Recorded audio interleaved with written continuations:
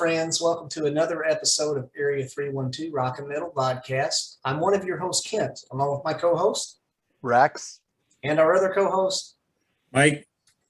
And friends, we have a legend today with us, one of four of the original metal missionaries, the lead singer of Bloodgood, Mr. Les Carlsen. Les, welcome, sir. Hello, everyone, especially to you guys. This is really a thrill for me because you actually listened to our music when you were younger and to this day. So that's amazing. Yes, sir. Yes, sir. And I actually had hair then, Mr. Les. I had a mullet. Well, you probably still have hair. It's just on the inside. That's right. Friends, it's a privilege, of course, for us today. And Mr. Les and Miss Joyce, they have about an hour and 10 to spend with us. So we're just going to dive right in. So Mr. Les, if you don't mind, sir, we'd like to start from the beginning. If you don't mind, just tell us a little bit about your musical upbringing. Did you grow up in a musical household? What attracted you to rock and roll and metal, and about your theater? What first attracted you to theater performance? Okay, so my father was a musician, played saxophone and violin. He had one of those, swing band, the guys with the charts in front of him and those fancy. I mean, he's dressed up cool, like Tom Dorsey. Ultimately, my father didn't pursue music though, but he was very, very good. And I wouldn't say though that the household was a musical household. It wasn't that sort of thing. But I did listen to the radio. And of course, you guys know that I'm not a spring chicken. I've been around for a while. So, when I was 5, I think the first song I sang was I was sitting in a big chair and singing Unchained Melody. And I thought that was quite an accomplishment for whatever I was, 5 or something. And I was nervous, but I liked it. And I sang that song. And then, a little bit later on, I was just listening to radio. Back then, people would have the 45s on the radio, and AM radio was real popular, and everybody had a transistor. And so I used to listen to Elvis Presley, and I was just blown away by Elvis. And I actually saw him on the Ed Sullivan Show from the waist up. And so I'm dating myself, but I look pretty good, for my age. But that's where it started. But when it really started, where I really took it serious, because I was off into baseball and football and sports and basketball. I was a sort of an athletic kid. When I saw the Beatles on Ed Sullivan, it was like, that's what I want to do. And then that's when everything changed for me. So then I went, I got into bands and was playing music and learning Beatles stuff. And I'd come home from school and put on the Beatle records, and I taught myself to sing that way, basically. Mick Jagger and John Lennon and Paul McCartney and every English band, all that. And started bands when I was 15 and just really loved it. It was just so much fun for me. It was like just playing Cowboys and Indians when I was a kid, So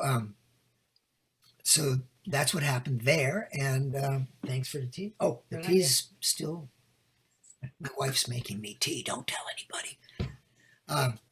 But that was my commitment to being into music at that point. And I said to myself, dude, I don't care what you do. You're going to just do music. I don't care if you starve. You're going to just not make money any other way other than singing. And that was my initial start. And I starved until my head hurt. And, but I held it, held in there. And I've done other things in my life. I got into acting. That was a question. I got into the Broadway musical Hair when I was in my early 20s. There was an audition for this show from Broadway, and I thought, well, okay, I'll go do that. And I was getting plenty of discouragement, people saying, "You really think you're going to get into that show? I mean, look at the line. There's 1,000 people in this line." And I'm going, "Well, I'm going to give it a shot." So I got in there and I auditioned, sang, and they called me back for a second and a third, and finally I made it into the cast. I wasn't cast as the lead to begin with, but I got in there and became the lead and worked my way up and got great reviews doing the show. And the producer of Hair actually wanted to manage me at one point. So, and also while I was in Hair, Jeff Fenholt was hired to be my understudy. And so he would do the role whenever I was sick, but I never got sick. But we did let him do it a couple times. But Jeff was an amazing talent. And he, of course, was Jesus on Broadway, Jesus Christ Superstar.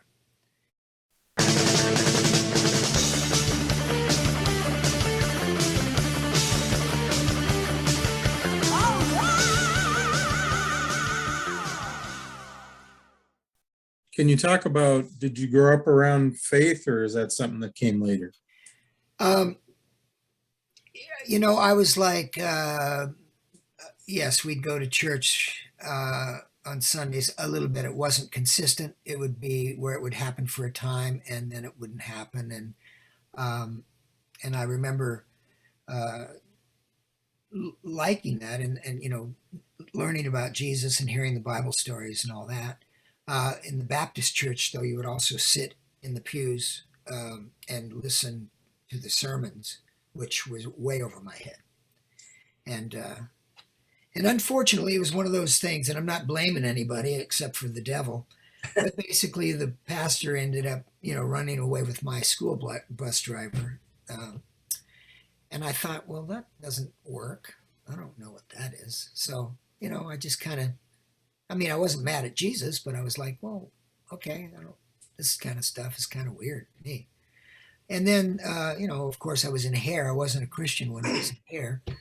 And Christians would come and pick at the show out front. And I'm thinking, well, what's wrong with this? It's about peace and love and goodwill. And, it was definitely a mindset.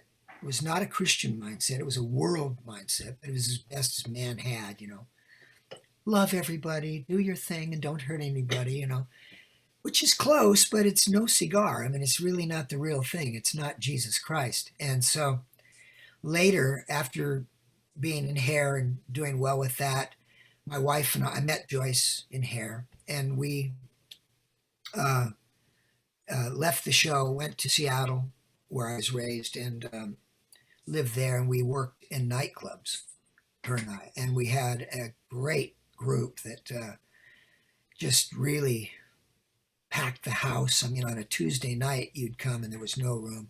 On a Friday or Saturday, it would be lines around the block because we did this theatrical thing during the disco era. So we were kind of rock disco, and we were very theatrical on stage. So we were very entertaining, and we did really well. And we were working constantly, making really good money. And at one point, we hired a keyboard player, um, and we didn't really know him. He wasn't in the circle, of musicians. His name was Don Garberg. But man, this guy had a great setup. He had keyboards, nice keyboards, guitar. He sang. He looked great. And so we said, okay, you're in. And as we played and learned the music and stuff, he was always prepared. He was a professional on stage. But back then, not being a Christian, what do you think bands would do on the breaks?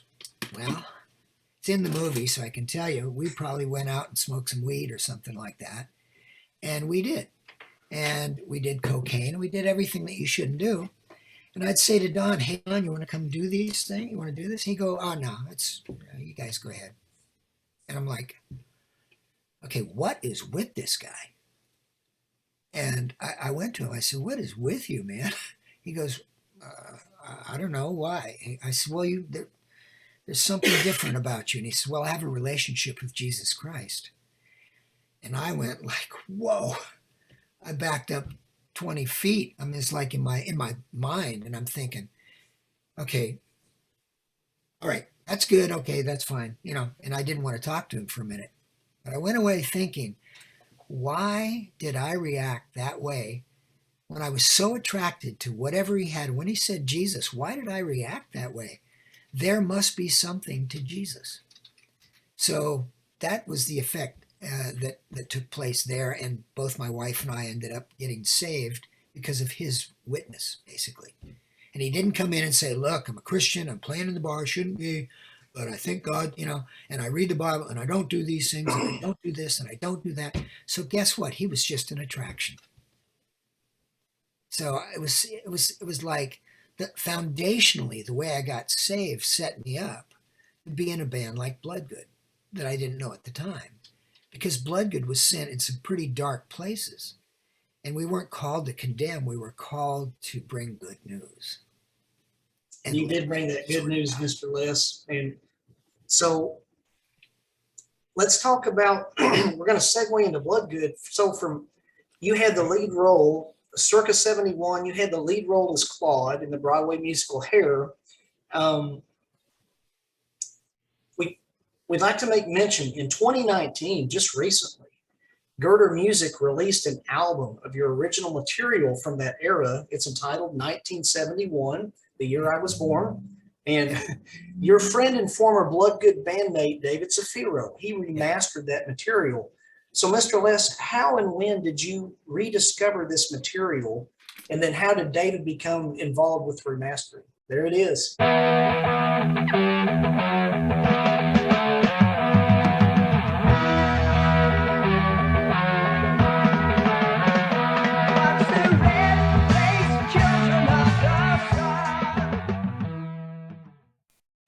Well, I had it on a cassette, a Memorex cassette, and it was just there. And my son at the time was working at this. He wasn't working there; his wife was working there, and at a place that Sound Advice, and they would put together CDs and stuff for churches and whatnot. And so they brought the cassette in. And they made it into a CD. So they kind of, doctored it up, put it on a CD and gave it to me for my birthday. And so I had it and I was like, whoa, thanks, son. That was nice because I never, thought I'd hear that again.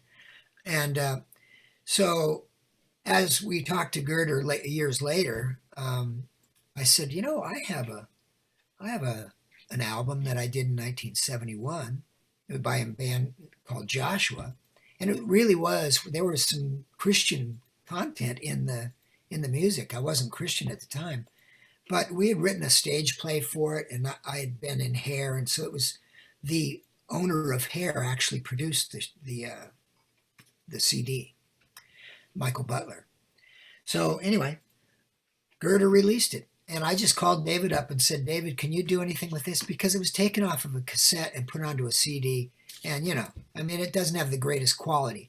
So it's more of a history piece than anything. But it was sort of a pre-shadowing of my voice for Bloodgood.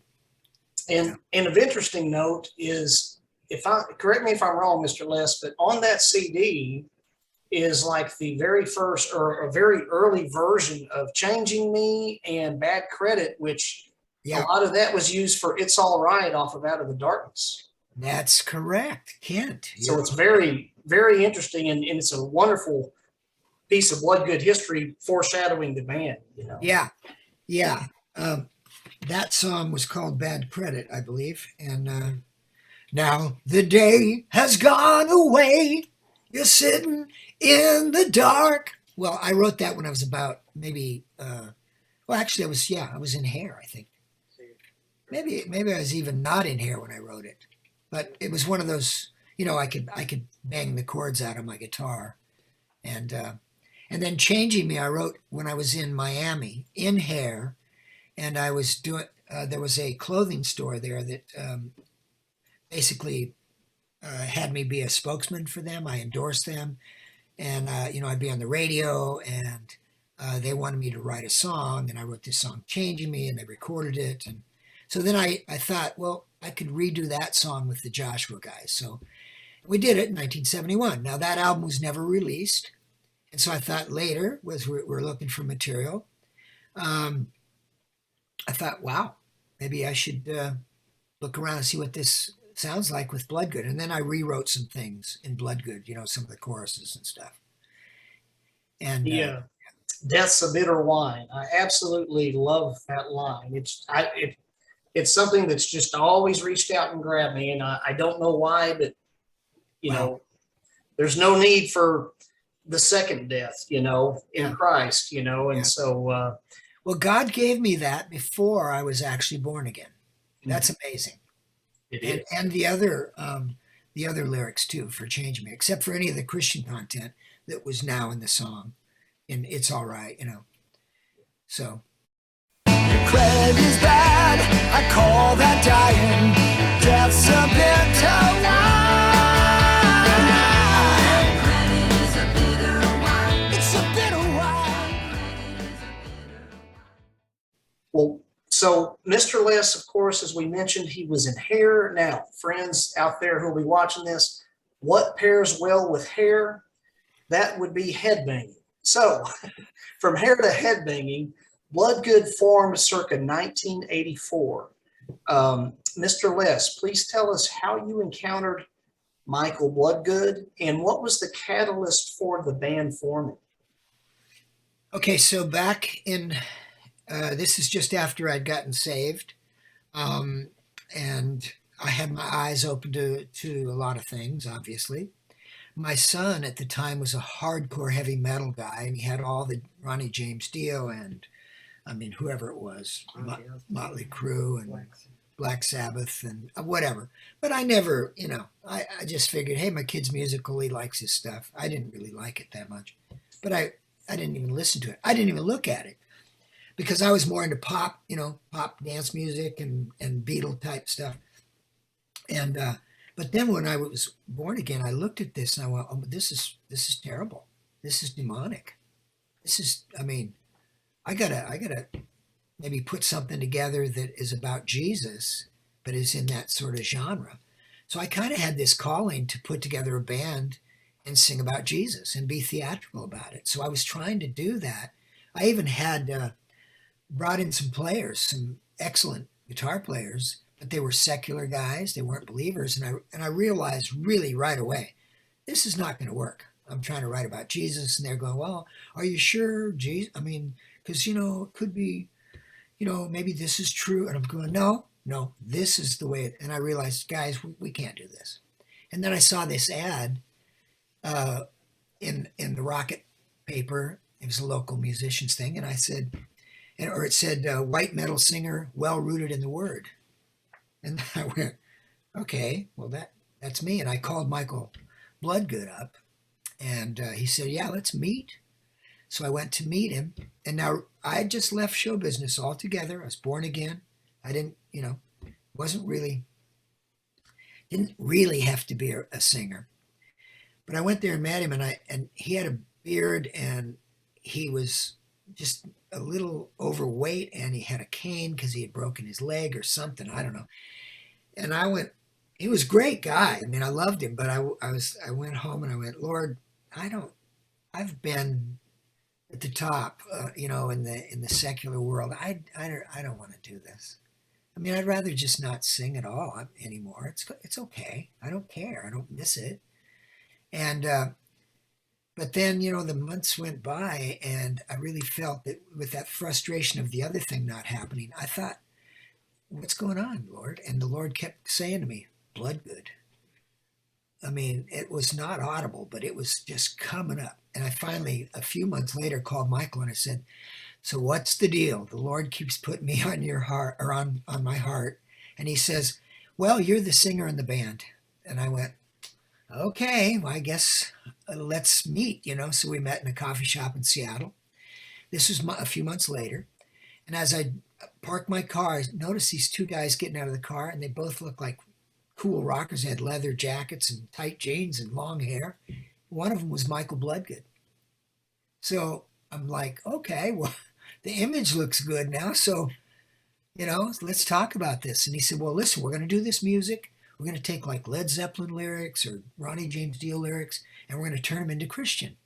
And I went, no, we got to do all original music, and it's got to be about Jesus. And if it is, I'm in. And they said, okay. So they said, well, we got to get with David. He was going to do this, but he quit. But we didn't have a singer. Now we got you. Maybe it'll work out. So we did learn a Ronnie James Dio song. And I mean, it's the first metal song ever sang. I don't even know which one it was. Maybe it's Rainbow in the Dark. I don't know what it was. I don't remember. But I learned it for the audition. We got together. We did the song.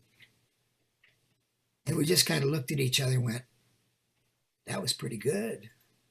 And so we decided to form a band. We started that band by saying, every Tuesday night, we're going to get together with our wives and whatever children are there at the time. And we're going to pray first. No instrumentation. No, don't pick up your guitar. Let's not start there. Let's pray first. And we would pray and pray and pray. And then we'd pick up the guitars and we'd start writing together. And within a very short amount of time, we had written 10 songs that most of them were on the first album. I think the only one that wasn't on the first album was Battle of the Flesh. Battle of the Flesh. Yeah. And it didn't make the first album, even though it was a great song, but it was on the demo.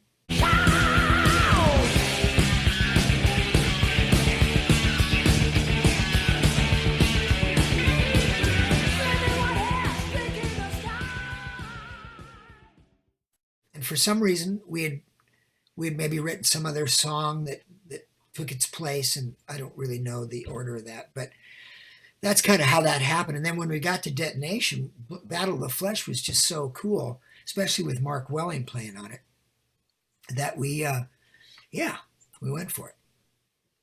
I'm glad we did.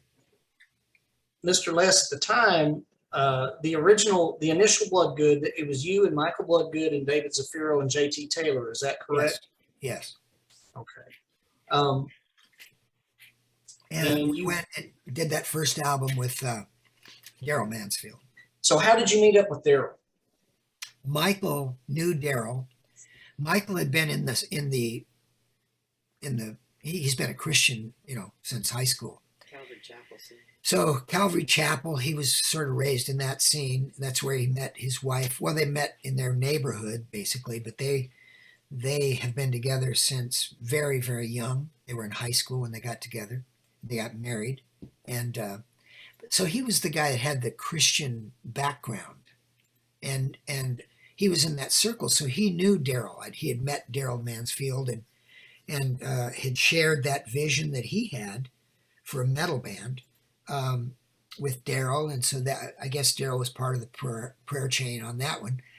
And so then after we had done that Striper concert and a couple Striper concerts and that, which was our first gig, by the way. Nice. A packed house in Paramount, at the Paramount in Seattle. It's like, wow. And we had hit the big time just like that. Bam, God doesn't mess around when he wants to move you forward. And so then the next gig we did something with Daryl, and then Daryl was like, wow, you guys are ready to go. So we took that demo tape that we did, took it down to Frontline and got us a record deal and became our producer. So that's how we got tied up. But he was Michael's connection. Separation.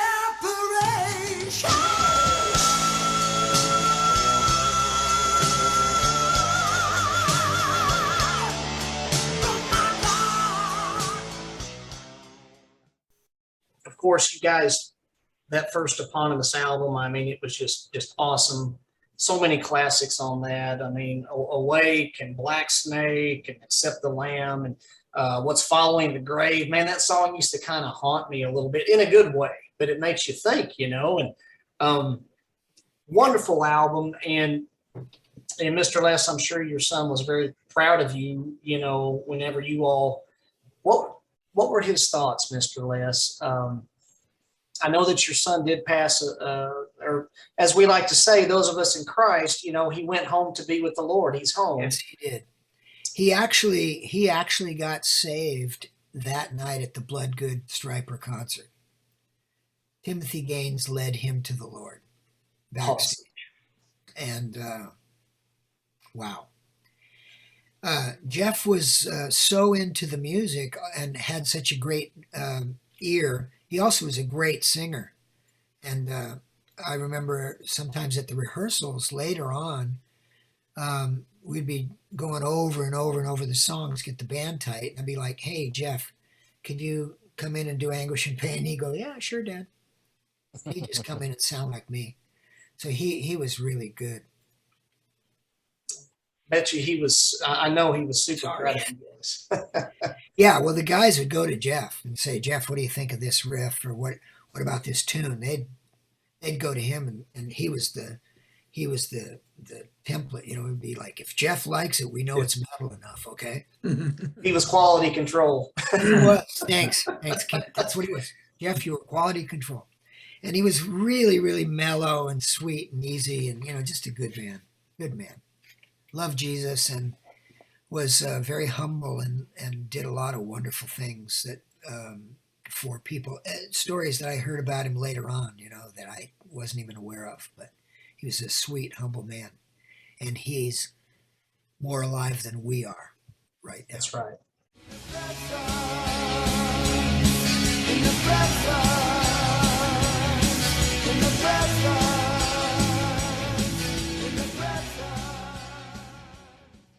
I've learned in life, Mr. Les, just as a side note, you know, I lost both of my parents in 1 year. And of course, they knew the Lord. And the beautiful thing through Jesus the Christ is that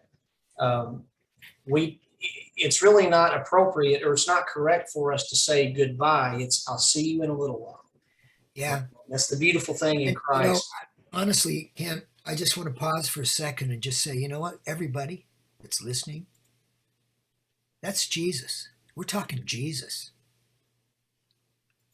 Jesus, God of the universe, the beginning and the end, came in the flesh and died on a cross, was beaten bloody, and then rose from the grave, all for one thing in mind, and that was to redeem us back to his garden, back to his kingdom. I mean, this is amazing. And without him, none of us would have any hope, and we wouldn't know where we're going, and we'd be lost. And so that's why this show is on, why we're doing this. He's the one that we're going to glorify today. And I'm just so pleased that the four of us on this screen actually know him. He allows us to know him.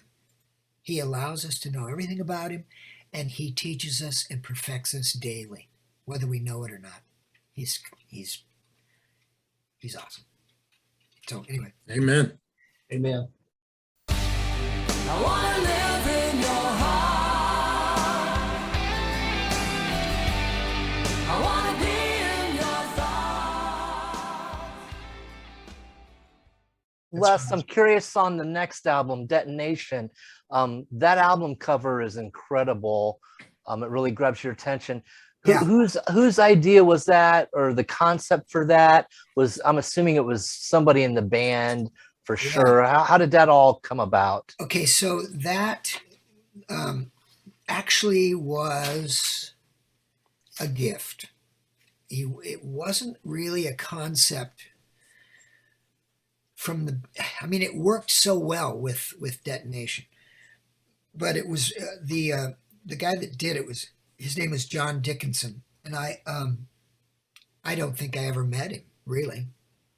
He brought the artwork into Frontline during the time that we were doing that album, and we saw it and went, whoa, that's cool. So, you know, we wanted that. And then Ed McTaggart was the guy that put the things together, but the guy that drew that or came up with that concept, John Dickinson. And thank you, John. Oh, yeah.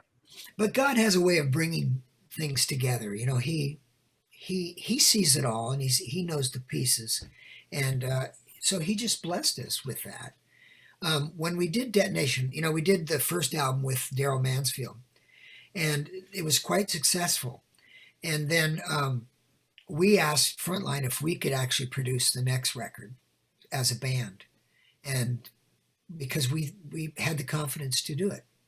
So the approach was we went and rented a nice rehearsal space.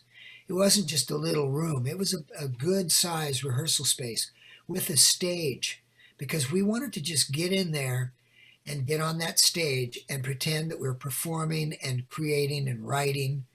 And as we would write it and rehearse it, then we would get up on the stage and play together. And that's something that doesn't really happen these days because everybody's in a different city writing an album. But there was that real closeness.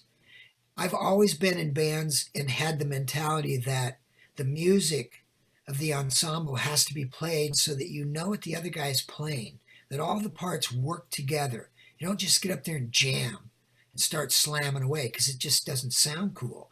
But if you actually know the bass part as you're playing the guitar parts and the drummers are accenting the right things. So, I mean, this is the mentality of Bloodgood. We've always been deep into music.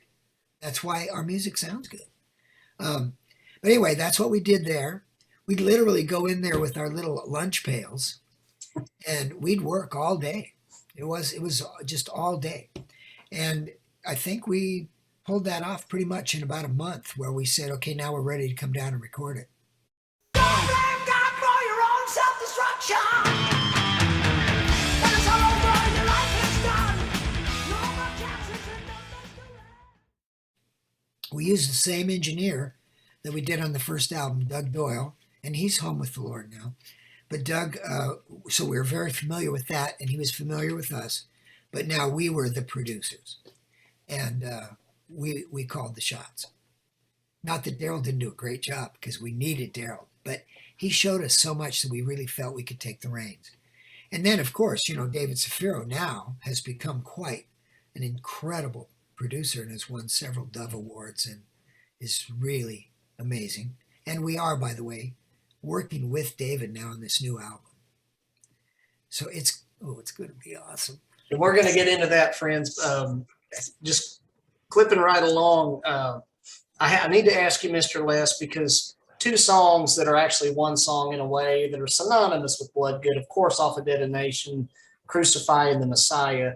Mr. Les, my question is, were those two songs, because, they blend, they're practically one. Were they written separately and then you guys were like, hey, this would be a good blend, or were they written as pieces together? Okay, so I didn't play guitar at the time, so I went to Paul Jackson because he lived down near me. Paul Jackson, is in the band now and has been with us since, he's had a song written on every song or on every album. And I'm the one that actually brought him in to begin with. First song we wrote was Demon on the Run. But anyway, I asked him, I said, Paul, I need this heavy metal, double kick, shred, and bend because I got this idea for a song. And I want you to just give me the music. So he did. And so I took his music and I started putting together Crucify. So I had the track first, and I listened to, I was reading the Bible and I was looking at the dialogue there, and I just came up with this whole thing. It's mostly scriptural based, and then we did Crucify. Obviously, I brought it to the boys and said, "Here, guys," and they were like, "I don't know if this is really going to work," We're going, no, I think it's going to work. And they're going, yeah, but it's just, do. I said, trust me, just trust me. I got an idea for this. And so they did it. And I started doing this song to it. And they went, whoa, wait a minute. This is really cool. And then I thought, what happened after that? He was crucified, and then you got to have the resurrection. He went to the cross. And so I literally wrote Messiah. I had the melody and lyrics together. I went to David and I just said, arrange music with me. And he came up with some of those, those cool lines and stuff. And so him and I wrote that Messiah. But I knew that at that point, those two had to go together. And, Eat the Flesh was part of that, and Holy Fire was part of that. And we thought all of a sudden, gosh, this is kind of like rock opera. So let's put them in this sequence and do this. And of course, we were the producers. So nobody told us any different. We got to put together this collage of music that told this story. And behind that, we put choreography to it because it just seemed appropriate that they get to see something as they're hearing this. And wow, we toured, and the response was amazing. It's been, let's make mention, friends. HM Magazine has ranked Detonation, Bloodgood sophomore release, at number 23 on its top 100 Christian rock albums of all time. That was their 2010 list, and then Detonation had number 8 status on Heaven's Metal Fanzine's top 100 Christian metal albums of all time list. So yes, it made quite the impact. Wow. It's pretty amazing. Mr. Les, I just want to tell you real quick, we did redo that. We remastered it. We let David go back in because he mastered Dangerously Close. And it was so bam in your face, so right there. And I said, David, can you do that with Detonation? And he says, yeah, let me bump it up. And he did. And so if you have that remastered disc, it just punches like crazy and it's in your face. The first album sounded good, but it doesn't have the sound after what David's done to it. And I literally, when I got that, my wife and I went out in the car and I listened to the whole album. It'd been years and years since I listened to the album. And I wept.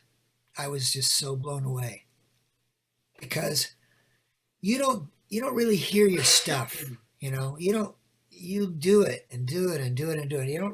But the Lord actually gave me a shot at listening to the album as a person that wasn't even in it, basically. And I got to feel what maybe you guys felt when you heard it.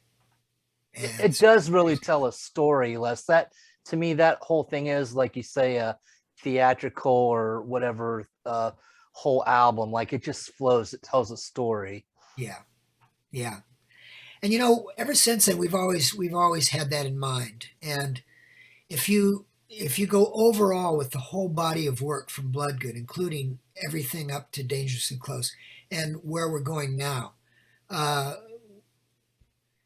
there could be something down the road that is, beyond us, that could be a big production. I mean, I'm sure you guys saw the Rock Theater production in 1989. So that we love theatrics and theatrical stuff. So we're already, kind of talking about things where Michael and I are, maybe these old rockers that are going to travel through time and view these things that took place from 85 to now. I don't know. Not going to go any further than that.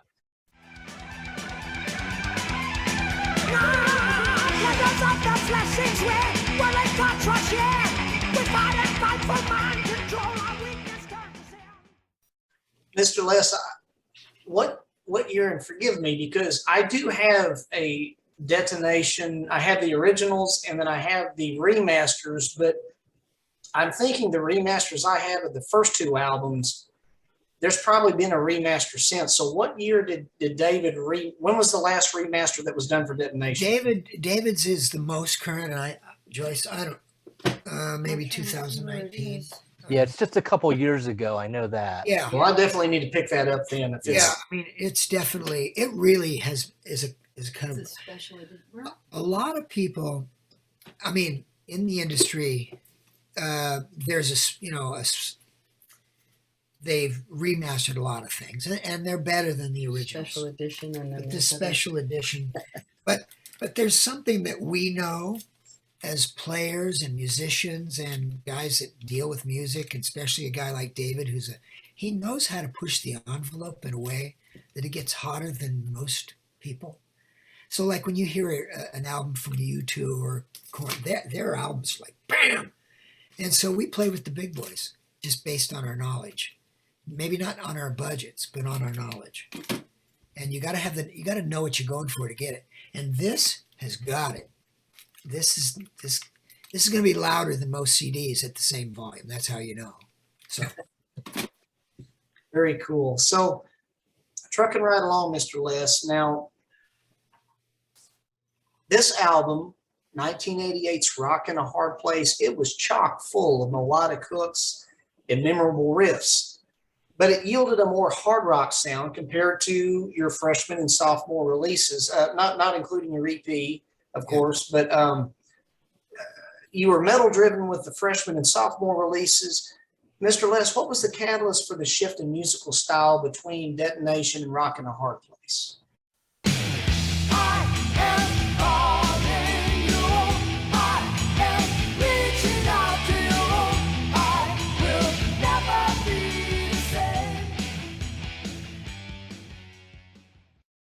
Well, I think that we've always been this way. We're always going to write. Doesn't mean we're not going to do something like we did on Detonation. That is nothing's off the table with us. But you can see the cover of Rockin' a Hard Place, the way that we look. Compare that to Detonation. Obviously, we have got some, success under our belt, and we want to be who we are. We don't want to just get tagged, in that genre forever. And so we try to be true to what we write. And also there was I think at that time when it came out, 88, there was a big, there was White Snake, and there was a lot of airplay, and there was a different style of production there. And so, we just did it because that's what we were able to do it. So we were able to do it. A lot of bands, and God bless them, they do what they do because that's what they do. We're a band of musicians and writers that just like to try different things all the time. So yeah, it was a stretch. Our record company was like, what? Well, I absolutely, and I love the album.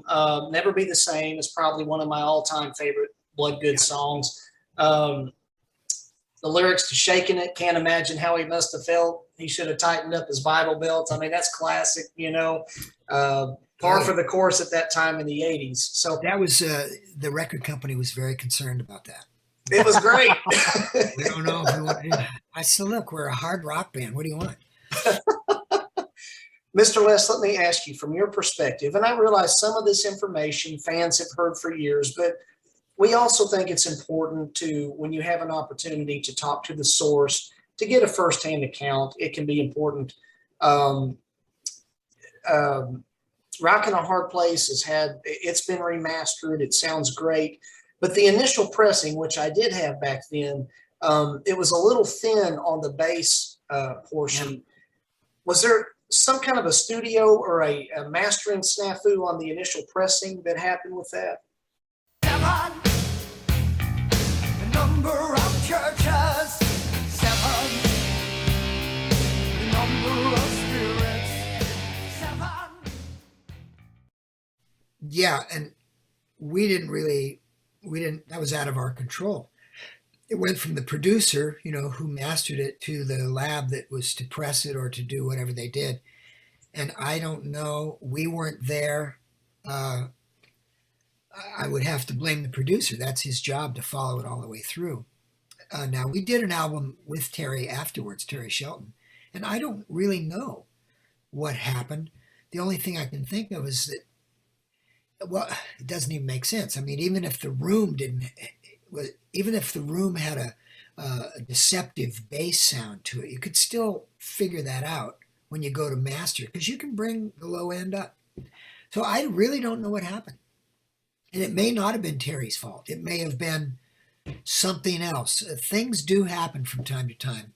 It did get by, but I think it's been fixed since then. I mean, I've heard some other mixes of it that are really great. But the problem with the Bloodgood stuff is that Frontline took the 2-inch masters, the 2-inch originals, right, and stored them. in a warehouse, like in a storage unit Mm. in the sun in Southern California. Mm. And all the masters are gone. Mm. Everything that we can't go in and do the tracks. They're all gone. We don't have any of them. Nobody has them. Quick question. Is there a particular story or inspiration behind the song She's Gone? That was a song that David and I wrote. David wrote most of that. He had Okay. the lion's share of the idea. But I was there when they dropped her down, and the cold. I helped write the lyrics and some of the melody with him. David and I have a lot of fun writing together, by the way. I don't know that it was a specific person, but it may have been. So David would have the answer there. But that song is really, that song got airplay on secular radio. Yeah, it's a really good song. Yeah. Yeah. And of course, Alone in Suicide, David wrote that. And, and I wrote the end of Alone in Suicide. And just recently, David said, "Didn't you write the entire end of that song?" And I said, "Yeah. Salvation calls to the, that whole thing. I wrote all that. But on the record, I don't get credit for any writing. It was one of those, it might have been like, Where's the Bass in Rockin' the Hard Place? So, yeah, it was one of those things that, like, we realized, wait a minute, Les, you wrote that song 50-50 with David, but I was never on there. But he actually has changed that with ASCAP, and I'm on there now. So, That song, Mr. Les, Alone in Suicide, is one of the very few songs. 87, I would have been 16 when I first heard Detonation. That song brought me to tears at the end. God gave his all to all the lonely people. He stretched out his arms and died for you. Boy, I never had suicidal thoughts, but I was going through teen angst like teenagers do. And just hearing, those words and your delivery and the band coming through, there's the power, God's power through all of it. yeah. Boy, it's just touching. And thank you for that. Thank you all of Bloodgood for that. I mean, it brought me to tears back in the day. It was so meaningful and touching. I don't know whether, friends who'll be watching this, Mike and Rex and I were mentioning to Mr. Les and Miss Joyce, who's there with them, Bloodgood and so many of these bands. I mean, they were our youth ministers back in the day. They were vessels for the Lord, and their music was touching our hearts. So we just want to say thank you.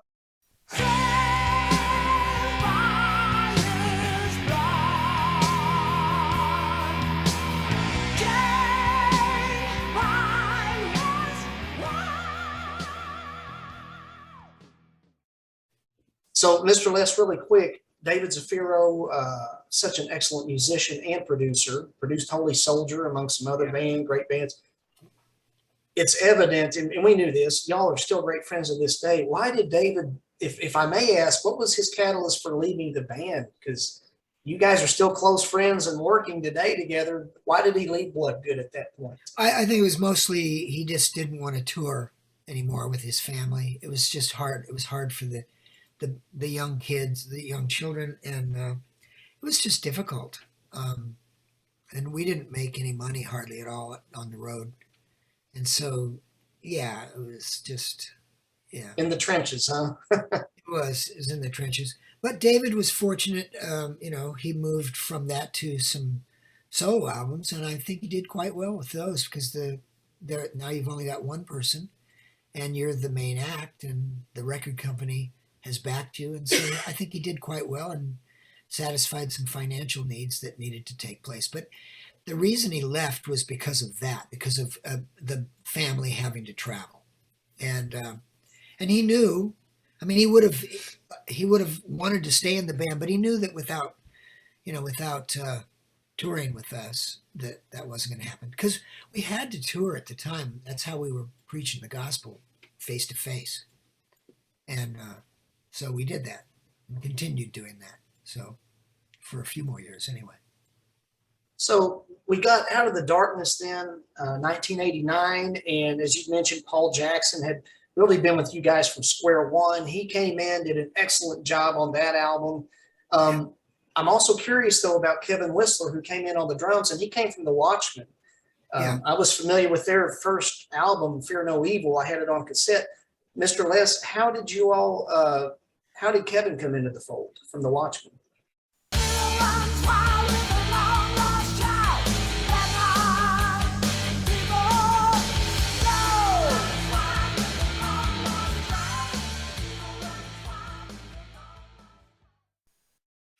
Well, that was, I mean, we were, Mark was, playing with us, but I think Mark was maybe, we had certain rules, that we were just, we had a ministry going on, and Mark wasn't necessarily within those lines. As great as he is and was as a drummer, that was important that we didn't hear any stories on the side that the guys from Bloodgood did this. Be like, what? So, and I have no specific stories, and I don't know anything, but we just sensed that maybe Mark was on the edge a little too far. So we just replaced him with Kevin, and then so Kevin did Out of the Darkness, and Kevin did the live rock theater shows with us, and then I think the next album was Out of the Dark. I mean, All Stand All Stand Together? Together. And In between those two albums, you had two great live albums, 1990s, Alive in America, Yeah. and Shaking the World. And Yeah. of course, you hear all the fans and how much Bloodgood was beloved by all the fans. Now, Mr. Les, a question of curiosity. Was Bloodgood, were you all aiming to release those albums? And I'm certainly glad you all did. Or were they produced as cassettes and an audible soundtrack to what would become known as rock theater, or were those issued to fulfill a contract with Frontline Intense at the time?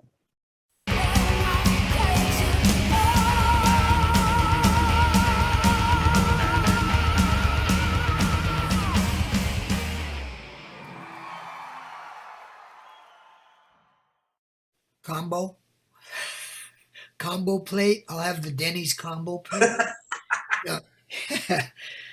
We thought we were out of the contract with Frontline at the time that we did that entire rock theater show, and we had actually hooked up with some other lawyers in Seattle and some musical people that wanted to really promote us. We really thought we were out of it, but apparently there was a clause that we overlooked, or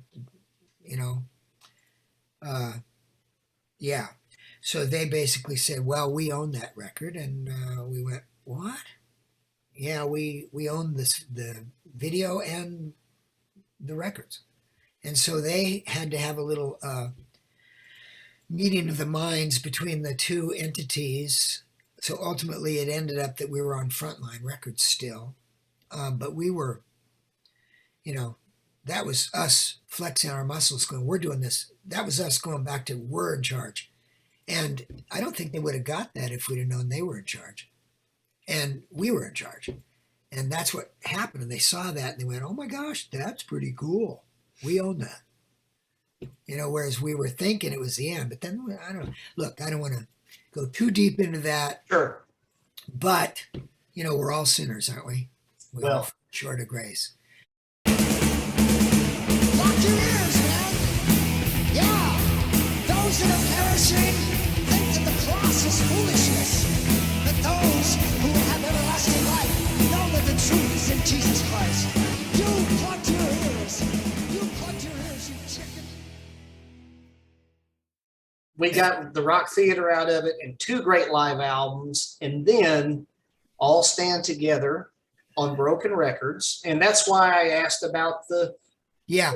former, So- because so Broken those Records. Yeah, those CDs were the actual soundtrack from the movie. They actually, I believe that they're actually from the show. Mhm. I think it's the soundtrack. Yeah. So, so then we went to All Stand Together, we were totally out of the contract now. We went to Maranatha Music and they gave us like a huge budget. I mean, wow, a real budget. We actually got to be in the studio and take the time that we wanted. We thought at that time that we wanted to get a drummer that was more studio oriented to sort of lift the level of how we're received. Because you guys do know that the Beach Boys drummer never played on the Beach Boys albums. You know that. Dennis? Yeah, he didn't play. I mean, he may somewhere, but basically all their major hits were studio cats. And that's true with almost everybody that ever had huge hits, because the drummer, I mean, Ringo Starr pulled it off pretty good, but a lot of the drummers that you would hear on radio have this certain kind of a thing that they do in the studio. So we went for that on All Stand Together. Who played the drums then, Mr. Les? Because that's news to me. That was Dave Huff. Okay, from Giant and Whiteheart. Yeah. Okay. All righty. It was Dave, not Dan's the brother on the guitar. And, So great album. I loved it. It reminded me in the same vein as Rockin' a Hard Place, a little more of the melodic radio hard rock. But boy, how about I Want to Live in Your Heart?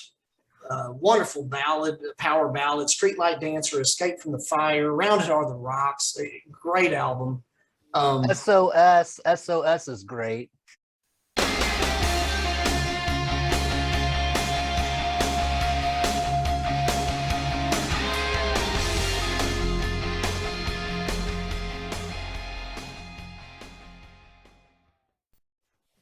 On All Stand Together, yeah. as we mentioned earlier, because I love that album, which there's not a Bloodgood album I don't like, but All Stand Together, the other albums, the classic years albums, which includes for me All Stand Together, of course, yeah, they've gotten the remastered treatment, except for All Stand Together. Are there any plans in the works to remaster that? Okay, so have you seen the movie Trenches of Rock? Yes. Okay, so Rounded to the Rocks, SOS, Fear No Evil. Right, they're in. Right. Oh my gosh. Have you heard the live soundtrack from the movie? Yeah, I've got it. Yeah, so Rex, you've heard Fear No Evil. That's got Oz Fox on it. Mm-hmm. See, Oz and I took all those songs. We got the masters on that. We own them. They're in my house. We got them. Okay. And we were going to redo it. We were going to take all the keyboards off and put Oz on there and redo all the songs. And we didn't get all the way through it because there were problems there were some little clicks and pops that came as they made the transitions for us. We paid to have it done. And anyway, it was done incorrectly. And we had to spend hours getting rid of each little pop and everything. Oz and I doing that. And so Oz spent hours with me on that album, adding guitar parts and different things. And we finished some of this stuff, and some of that went on the movie because it sounded so good. But Yeah. that is available on the Trenches of Rock movie soundtrack. Right.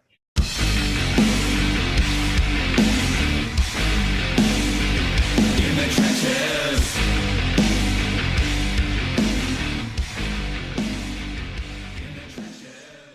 But as far as doing the whole thing, Right. remastering, that is something that we've talked about. I've actually talked to Girder about that. Wonderful. Or we would just take it as it originally was and have maybe David remaster it to get that punch and put it out on vinyl. So would you like that? Yes, sir. And if you don't mind, I'm still a CD guy. Yeah, me too. CD. Okay, well, they probably would do CDs too. Okay. Okay. Well, I'm all in. And I Yeah. knew that they had been put on Trenches of Rock on the set, but I like the complete package, Yeah. So, So but we actually took some of the keyboards off because we just wanted it to be more guitar oriented. Because it was made, when it was made, there was a sort of a different sound, a more radio sound. Can you guys hear that noise in the back? Yeah. yes, sir. Okay, hold on. Miss Joyce.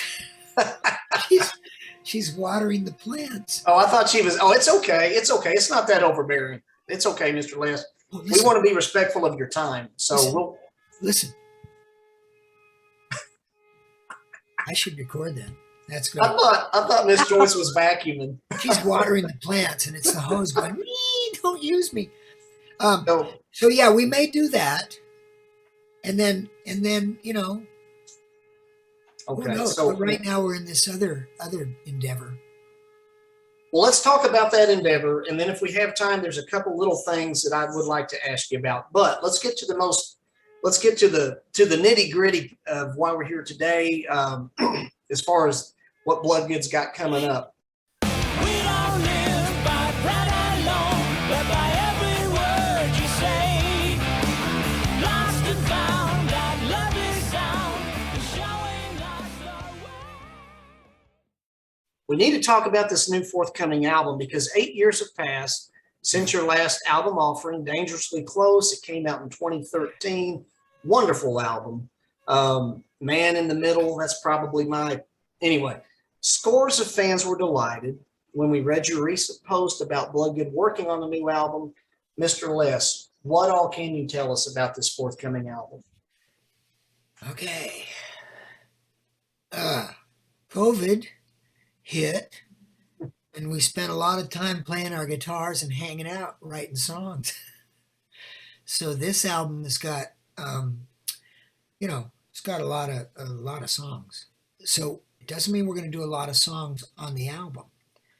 We may just do 10 songs on the album because we're thinking we might just do one album and then another album right after it. Instead of waiting 8 years, maybe we'll wait 8 months.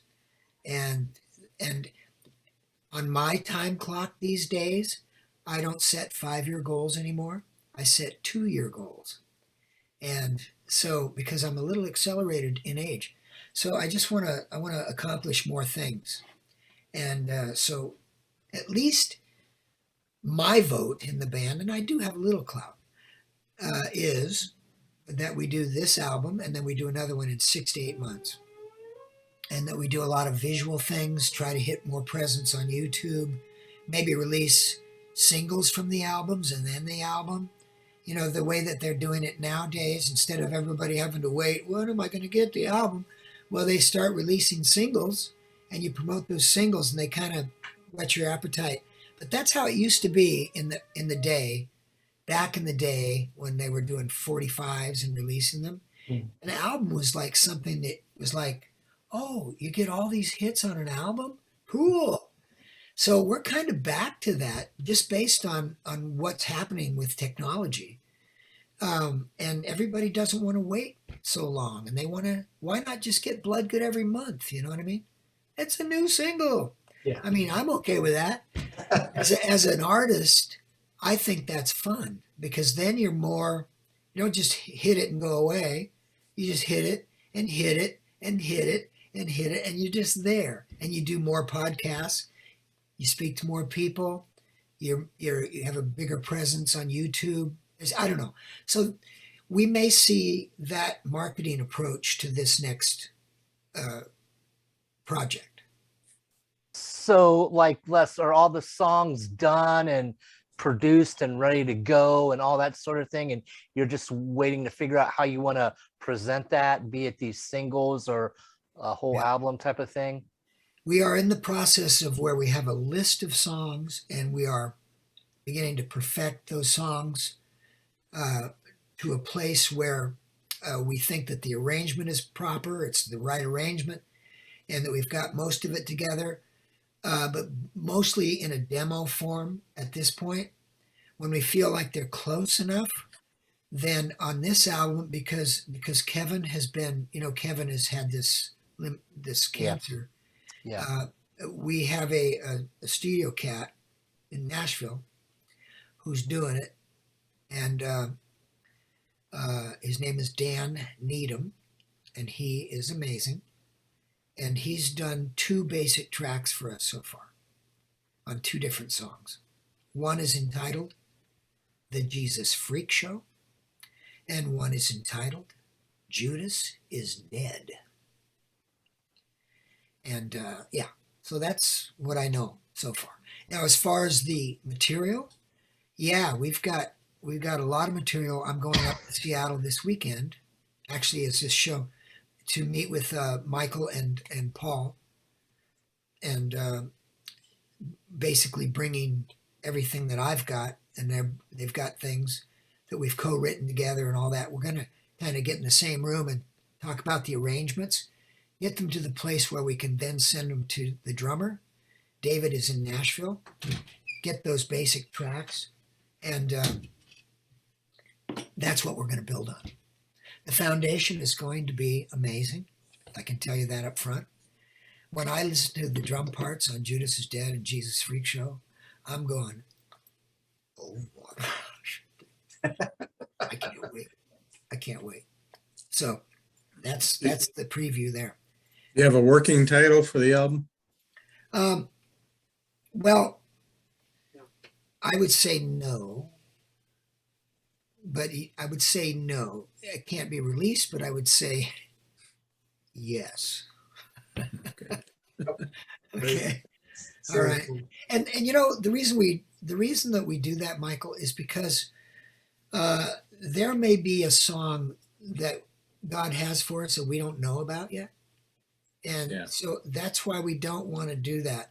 You know, there's a story. The Beatles were going to do a movie called 8 Arms to Hold You. You're going, really? That's what it's going to be? Okay, that's kind of cool. There's 4 guys in it, whatever. And then, you know, it comes out and it's Help. So, you know what I mean? So apparently they wrote a song called Help, and let's make that the title. So I don't know. We're just not going to release that yet. But we do have, we have a lot of songs. We've every album we've ever done before, we've had about enough songs to do the album. This has maybe 2.5, maybe 3 albums worth of material submitted. Nice. So now we're able to look at how does this song work with this song? You know, how are these working? Does this go on this album or is it going on the next album, kind of thing? And then, Lord knows, we are continually writing. Michael and Paul have both invested in Logic Pro studios in their homes, and it's just the possibilities are going to be endless. Mr. Les, I know you talked about maybe releasing kind of one song at a time, but as far as an album package, and we'll just say the first release from these songs, Yeah. if you do 2 or 3 albums, but the first, do you have a projected release date for the album as a whole, maybe? No, I mean, not really. I mean, there is no definite time frame. You know, there just isn't. But of course, we do have gigs, and you know, you got to think in terms of gigs and timing and all that. We have a gig in Ohio, February 19th at the BMI Event Center. Yeah, you gonna be there, Rex? All right. It's a little ways away from me, but It's okay, Mike. I will try. I need to talk with my wife. Okay.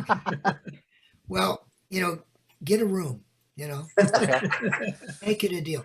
Now, Okay. I just talked to the promoter yesterday, and there is a possibility that we might be there the night before in that venue and show the video Trenches of Rock. But I have to get that cleared. So that's not an announcement, but I say things up front because I like to stir the pot a little bit. I like a buzz going on. I like people talking, you know, and we don't always get it right, but there's got to be some kind of buzz. So probably we're going to fly in early the Friday night before the concert. By the way, White Cross is playing with us.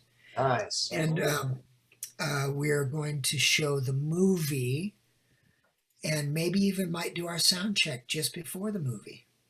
And so that would be a special package that the band gets to produce. And then we do the promoted thing the next night. I'm kind of excited about that because I like popcorn. So, because I like popcorn.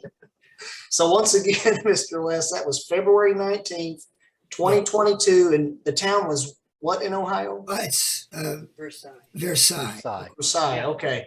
And then in March we're playing in Switzerland at the Elements of Rock, and then in October we're going to play in Germany, the Loud and Proud, and whatever else comes our way. But I said all this to say, you were asking when the release would be. You know, you go to these gigs and you go, gee, I wish we had our new album. So, you know, it would be nice to have the new album by then. I don't know if that's possible, but if it was, I would be going, yeah. So that Rex could pick it up right there at the booth. Yeah, I would. Yes, I would I have know you Rex autograph wants to it. buy it. We got to get it out. Yes. What about the man, the man in the middle? What about the man? What about the man? The man in the middle is the flesh of God. The man in the middle is the lightning rod. The man in the middle is the bread of life. Mr. Les, if I could revert really quick, and I'm looking at the time, I'd like to ask you about January of 1993, because you sang lead vocals on the Intense Live Series Volume 2 featuring Tourniquet. Oh, yeah. You sang some Tourniquet classics such as Phantom Limb, The Skeezik's Dilemma, and you also sang The Messiah along with them. Yeah. Mr. Les, how did your participation come about for that project with the Tourniquet guys? Case of George Outlaw, double amputee, on a fiber and outside, the silver ball casualty, suffered a phenomenon. Basically, we were both signed to Frontline Records, and they were doing a live series. Bloodgood was not a part of that live series at that time. Tourniquet was, and the record company basically said, you know, you should do The Messiah. And Ted said, okay, you know, we'll do it. And you should have Les do it. And I went, oh, okay. So I ended up showing up at a studio in Southern California one afternoon, and Terry Taylor was producing that. And I went in there and I sang The Messiah. And we got that done. And then they said, so why don't you sing on these songs too? But I'm like, what? And they said, yeah, why don't you sing on these songs? I didn't even know these songs. And they said, well, they go like this, kind of, you know, and here's the lyric sheet. So I literally was reading the lyrics and kind of recording the song based on, it was totally like, boom, shoot from the hip. And so that's, how many did I do? Phantom Limb and That and Skeezik's Dilemma, and Music's Dilemma. I remember The Messiah. It's been a few years, but Yeah, okay, so I sang on those. yes, sir. You did good. You I did do good. remember the Messiah, but I do remember going, okay, reading the lyrics and singing at the same time. Phantom, you remember Phantom Limb, don't you? Yeah, I do, but you know, I think something's missing, like one of my limbs. I don't know. Yeah. There's something missing. It's one of my engrams. I don't know what it is. Yeah, but that's how that happened. And you know, when stuff like that happens along the way, where you're not really invested a lot of time in something, you just go in and do a bit in a studio. You don't really remember that. I've done a few other things, and Liberty and Justice. You guys remember that? Yes. Now I know that I did a song there with Justin Murr, who just passed away recently. Did you know that? Yes, I knew that. Yeah, he did. And I didn't really know Justin, but he had done a lot of used a lot of artists, Christian artists, in his music. And so I went back and heard Treading on Serpents, and I thought, wow, that's pretty cool. But I totally forgot about that. And Oz Fox played guitar on that. And so, yeah. Yeah, I actually, I was in talks with Justin at one time because I had this idea to make a hard rock metal album that would basically tell the story of the whole Bible, Old Testament, New Testament. And we were kind of kicking around the idea of doing that together. It never came to fruition, but yeah, I'm sorry to hear that he's passed away because I didn't know that. Yeah. It was COVID, I think. Yeah, it was sad.